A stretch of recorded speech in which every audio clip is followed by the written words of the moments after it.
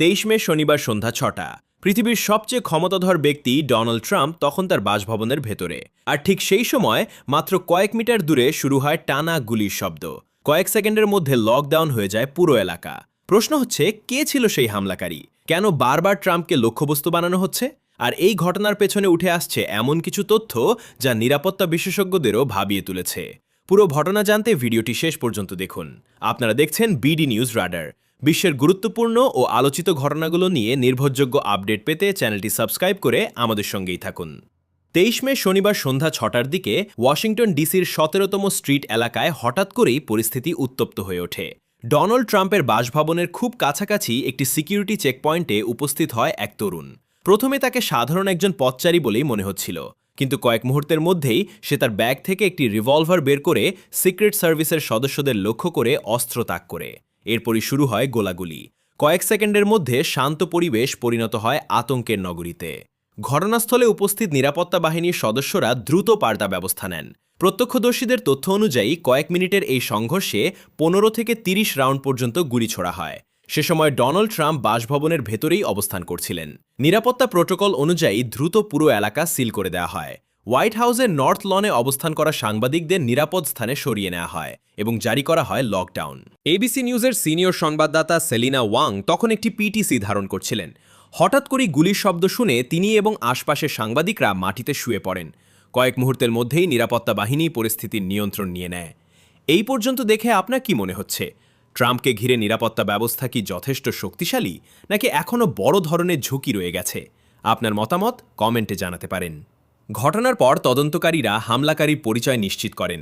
তার নাম নাসির ব্রেস্ট, বয়স মাত্র 21 বছর। তিনি মেরিল্যান্ডের বাসিন্দা ছিলেন। তদন্তে বেরিয়ে আসে বেশ কিছু উদ্বেগজনক তথ্য। জানা যায় অতীতে একাধিকবার মানসিক সমস্যার কারণে তাকে হাসপাতালে ভর্তি করা হয়েছিল। একবার তিনি পুলিশের কাছে নিজেকে যিশু খ্রিস্ট বলে দাবি করেছিলেন। সামাজিক যোগাযোগ মাধ্যমেও তিনি বিভিন্ন অস্বাভাবিক পোস্ট করতেন। এমনকি কিছু পোস্টে ডোনাল্ড ট্রাম্পের বিরুদ্ধে হিংসাত্মক বক্তব্যও পাওয়া যায়। আরও চাঞ্চল্যকর বিষয় হল 2025 সালে জুন মাসে তিনি একবার সিক্রেট সার্ভিস এজেন্টদের হুমকি দিয়েছিলেন বলে অভিযোগ রয়েছে। সেই ঘটনার মাত্র 2 সপ্তাহ পর আবারও একটি সীমাবদ্ধ এলাকায় প্রবেশ করে গ্রেফতার হন তিনি। পরে তাকে মনোরোগ চিকিৎসা কেন্দ্রে পাঠানো হয় এবং তার বিরুদ্ধে স্টে অ্যাওয়ে নির্দেশনাও জারি করা হয়েছিল। কিন্তু প্রশ্ন হচ্ছে, এত সব সতর্কতা এবং পূর্ব ইতিহাস থাকার পরও কিভাবে তিনি আবার অস্ত্র নিয়ে নিরাপত্তা বলয়ের এত কাছে পৌঁছে গেলেন? এই প্রশ্নের উত্তর খুঁজতেই এখন তদন্ত চালিয়ে যাচ্ছে সংশ্লিষ্ট সংস্থাগুলো।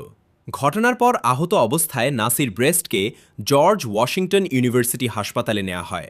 সেখানে চিকিৎসাধীন অবস্থায় তার মৃত্যু হয়। এছাড়া একজন সাধারণ পথচারী গুলিবিদ্ধ হন, তবে তার পরিচয় এখনও প্রকাশ করা হয়নি। অন্যদিকে স্বস্তির খবর হলো ডোনাল্ড ট্রাম্প শারীরিকভাবে সম্পূর্ণ নিরাপদ ছিলেন।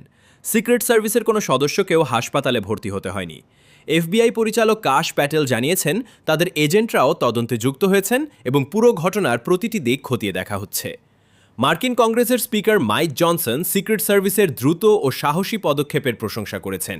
তবে এখানেই শেষ নয়। মাত্র 1 মাস আগেও হোয়াইট হাউস করেসপন্ডেন্স ডিনারের ভেন্যুর বাইরে নিরাপত্তা চেকপয়েন্টে একই ধরনের একটি হামলার চেষ্টা হয়েছিল। অর্থাৎ খুব অল্প সময়ের ব্যবধানে দুটি পৃথক ঘটনা, দুটি ভিন্ন হামলাকারী, কিন্তু লক্ষ্য ছিল একজনই, ডোনাল্ড ট্রাম্প। আপনার কি মনে হয় এই ধরনের ঘটনা কেবল বিচ্ছিন্ন হামলা, নাকি ট্রাম্পকে কেন্দ্র করে কোনো বড় নিরাপত্তা সংকেত সামনে আসছে? নিচে কমেন্ট করে আপনার মতামত জানান।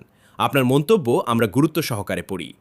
বিশ্ব রাজনীতি, আন্তর্জাতিক নিরাপত্তা এবং আলোচিত সব ঘটনার সর্বশেষ আপডেট পেতে বিডি নিউজ রাডারের সঙ্গে থাকুন।